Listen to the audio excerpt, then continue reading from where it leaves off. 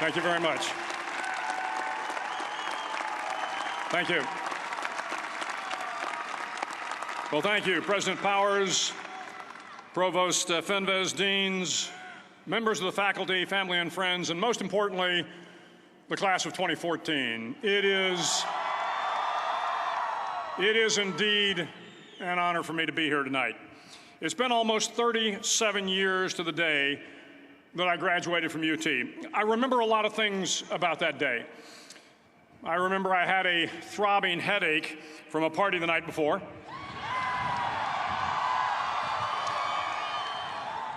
I remember I had a serious girlfriend, who I later married. That's important to remember, by the way. And I remember I was getting commissioned in the Navy that day. But of all the things I remember, I don't have a clue who the commencement speaker was, and I certainly don't remember anything they said. So acknowledging that fact, if I can't make this commencement speech memorable, I will at least try to make it short.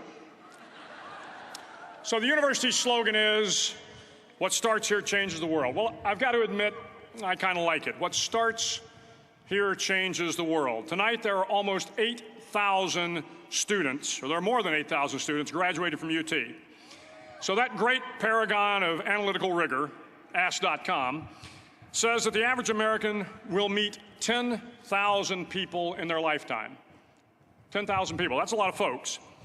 But if every one of you changed the lives of just 10 people, and each one of those people changed the lives of another 10 people, and another 10, then in 5 generations, 125 years, the class of 2014 will have changed the lives of 800 million people. 800 million people. Think about it. Over twice the population of the United States. Go one more generation, and you can change the entire population of the world, 8 billion people. If you think it's hard to change the lives of 10 people, change their lives forever, you're wrong. I saw it happen every day in Iraq and Afghanistan. A young Army officer makes a decision to go left instead of right down a road in Baghdad, and the 10 soldiers with him are saved from a close-in ambush. In Kandahar province, Afghanistan, a non-commissioned officer from the female engagement team senses that something isn't right and directs the infantry platoon away from a 500-pound IED, saving the lives of a dozen soldiers.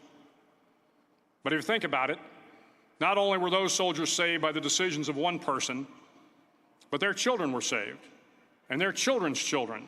Generations were saved by one decision, one person. But changing the world can happen anywhere, and anyone can do it. So what starts here can indeed change the world. But the question is, what will the world look like after you change it? Well, I'm confident that it will look much, much better. But if you'll humor this old sailor for just a moment, I have a few suggestions that may help you on your way to a better world. And while these lessons were learned during my time in the military, I can assure you that it matters not whether you ever served a day in uniform.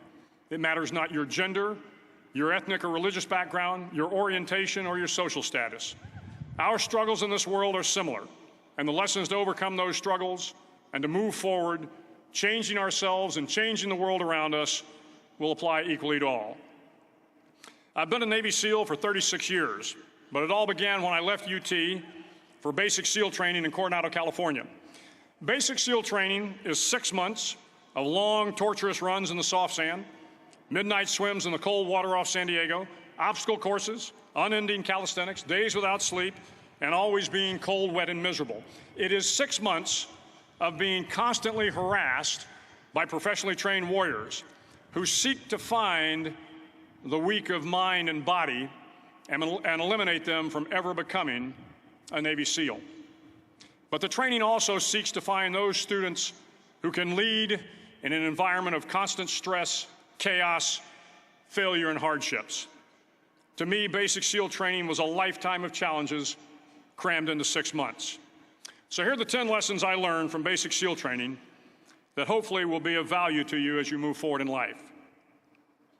Every morning in SEAL training, my instructors, who at the time were all Vietnam veterans, would show up in my barracks room, and the first thing they'd do was inspect my bed.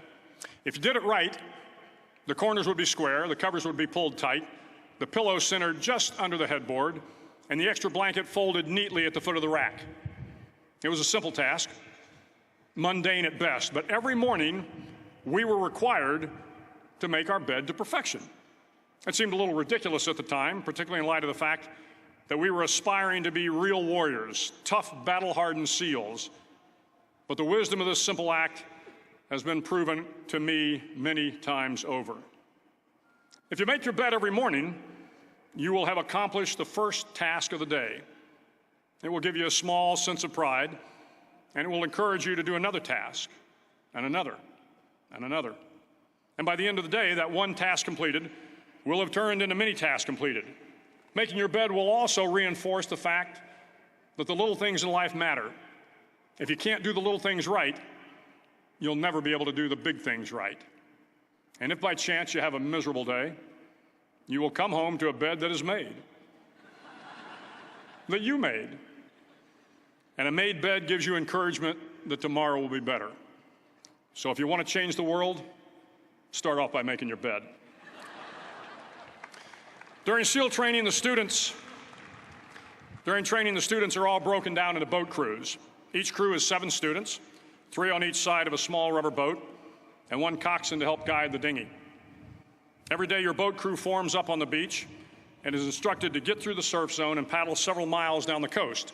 In the winter, the surf off San Diego can get to be 8 to 10 feet high, and it is exceedingly difficult to paddle through the plunging surf unless everyone digs in.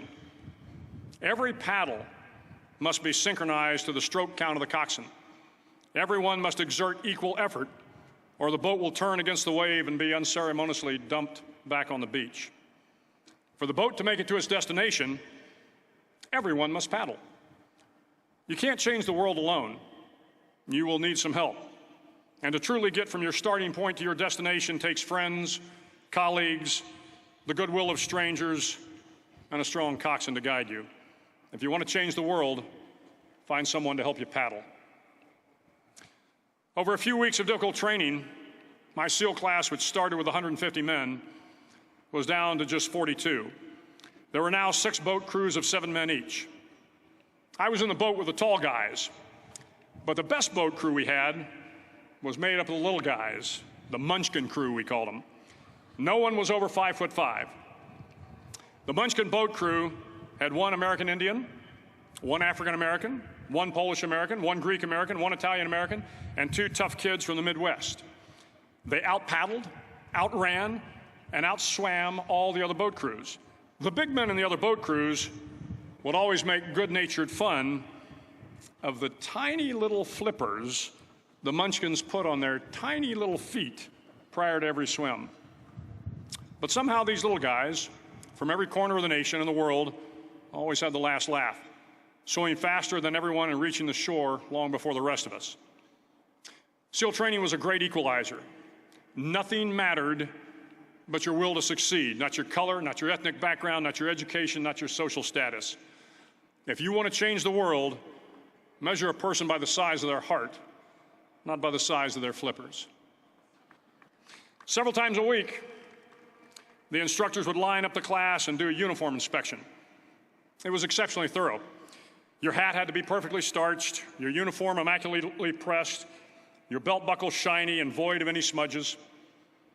But it seemed that no matter how much effort you put into starching your hat or pressing your uniform or polishing your belt buckle, it just wasn't good enough. The instructors would find something wrong. For failing the uniform inspection, the student had to run, fully clothed, into the surf zone, then wet from head to toe, roll around on the beach until every part of your body was covered with sand. The effect was known as a sugar cookie. You stayed in the uniform the rest of the day, cold, wet, and sandy. There were many a student who just couldn't accept the fact that all their efforts were in vain, that no matter how hard they tried to get the uniform right, it went unappreciated. Those students didn't make it through training. Those students didn't understand the purpose of the drill. You were never going to succeed. You were never going to have a perfect uniform. The instructors weren't going to allow it.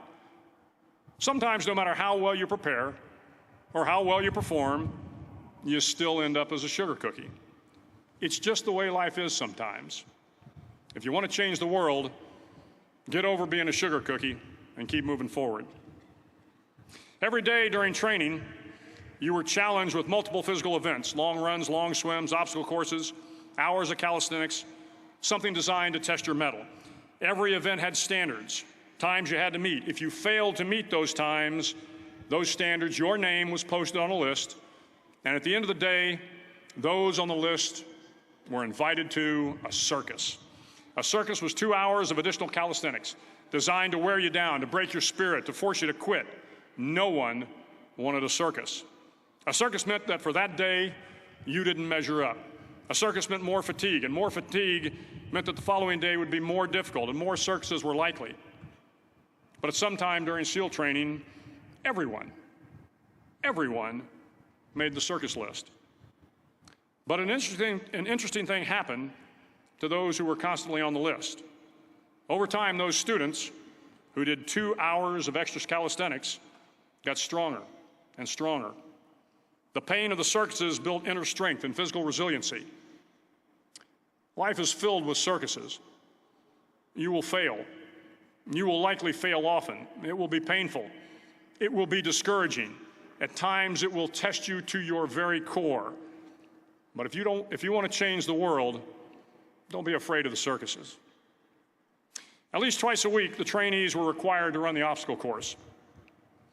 The obstacle course contained 25 obstacles, including a 10-foot wall, a 30-foot cargo net, a barbed wire crawl, to name a few. But the most challenging obstacle was the slide for life. It had a 3-level, 30-foot tower at one end and a 1-level tower at the other. In between was a 200-foot-long rope. You had to climb the 3-tiered tower, and once at the top, you grabbed the rope, swung underneath the rope, and pulled yourself hand over hand until you got to the other end. The record for the obstacle course had stood for years when my class began in 1977. The record seemed unbeatable until one day a student decided to go down the slide for life head first. Instead of swinging his body underneath the rope and inching his way down, he bravely mounted the top of the rope and thrust himself forward. It was a dangerous move, seemingly foolish and fraught with risk. Failure could mean injury and being dropped from the course. Without hesitation, the student slid down the rope perilously fast. Instead of several minutes, it only took him half that time. And by the end of the course, he had broken the record. If you want to change the world, sometimes you have to slide down the obstacles head first. During the land warfare phase of training, the students are flown out to San Clemente Island, which lies off the coast of San Diego. The waters off San Clemente are a breeding ground for the great white sharks. To pass SEAL training, there are a series of long swims that must be completed. One is the night swim. Before the swim, the instructors joyfully brief the students on all the species of sharks that inhabit the waters off San Clemente.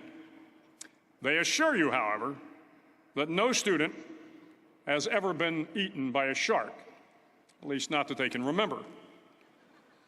But you are also taught that if a shark begins to circle your position, stand your ground. Do not swim away. Do not act afraid. And if the shark, hungry for a midnight snack, darts towards you, then summons up all your strength and punch him in the snout, and he will turn and swim away. There are a lot of sharks in the world. If you hope to complete the swim, you will have to deal with them. So if you want to change the world, don't back down from the sharks. As Navy SEALs, one of our jobs is to conduct underwater attacks against enemy shipping. We practice this technique extensively during training. The ship attack mission is where a pair of SEAL divers is dropped off outside an enemy harbor and then swims well over 2 miles underwater, using nothing but a depth gauge and a compass to get to the target. During the entire swim, even well below the surface, there is some light that comes through. It is comforting to know that there is open water above you. But as you approach the ship, which is tied to a pier, the light begins to fade. The steel structure of the ship blocks the moonlight. It blocks the surrounding street lamps. It blocks all ambient light. To be successful in your mission, you have to swim under the ship and find the keel, the center line, and the deepest part of the ship. This is your objective. But the keel is also the darkest part of the ship, where you cannot see your hand in front of your face, where the noise from the ship's machinery is deafening, and where it gets to be easily disoriented, and you can fail. Every SEAL knows that under the keel, at that darkest moment of the mission, is a time when you need to be calm, when you must be calm, when you must be composed, when all your tactical skills, your physical power, and your inner strength must be brought to bear. If you want to change the world, you must be your very best in the darkest moments. The 9th week of training is referred to as Hell Week. It is 6 days of no sleep, constant physical and mental harassment, and one special day at the Mud Flats. The Mud Flats are an area between San Diego and Tijuana where the water runs off and creates the Tijuana Sloughs, a swampy patch of terrain where the mud will engulf you. It is on Wednesday of Hell Week that you paddle down to the Mud Flats and spend the next 15 hours trying to survive this freezing cold, the howling wind, and the incessant pressure to quit from the instructors. As the sun began to set that Wednesday evening, my training class, having committed some egregious infraction of the rules, was ordered into the mud. The mud consumed each man till there was nothing visible but our heads. The instructors told us we could leave the mud if only 5 men would quit. Only 5 men, just 5 men, and we could get out of the oppressive cold. Looking around the mud flat, it was apparent that some students were about to give up. It was still over 8 hours till the sun came up. 8 more hours of bone-chilling cold. The chattering teeth and the shivering moans of the trainees were so loud, it was hard to hear anything. And then one voice began to echo through the night. One voice raised in song. The song was terribly out of tune, but sung with great enthusiasm. One voice became 2, and 2 became 3, and before long, everyone in the class was singing. The instructors threatened us with more time in the mud if we kept up the singing, but the singing persisted. And somehow the mud seemed a little warmer, and the wind a little tamer, and the dawn not so far away. If I have learned anything in my time traveling the world, it is the power of hope, the power of one person, a Washington, a Lincoln, King, Mandela, and even a young girl from Pakistan, Malala. One person can change the world by giving people hope. So if you want to change the world, start singing when you're up to your neck in mud. Finally, in SEAL training, there's a bell. A brass bell that hangs in the center of the compound for all the students to see. All you have to do to quit is ring the bell. Ring the bell, and you no longer have to wake up at 5 o'clock. Ring the bell, and you no longer have to be in the freezing cold swims. Ring the bell, and you no longer have to do the runs, the obstacle course, the PT, and you no longer have to endure the hardships of training. All you have to do is ring the bell to get out. If you want to change the world, don't ever, ever ring the bell. To the class of 2014, you are moments away from graduating, moments away from beginning your journey through life, moments away from starting to change the world for the better. It will not be easy, but you are the class of 2014, the class that can affect the lives of 800 million people in the next century. Start each day with a task completed. Find someone to help you through life. Respect everyone. Know that life is not fair and that you will fail often. But if you take some risks, step up when the times are the toughest, face down the bullies, lift up the downtrodden, and never, ever give up. If you do these things, the next generation and the generations that follow will live in a world far better than the one we have today. And what started here will indeed have changed the world for the better. Thank you very much. Hook 'em horns.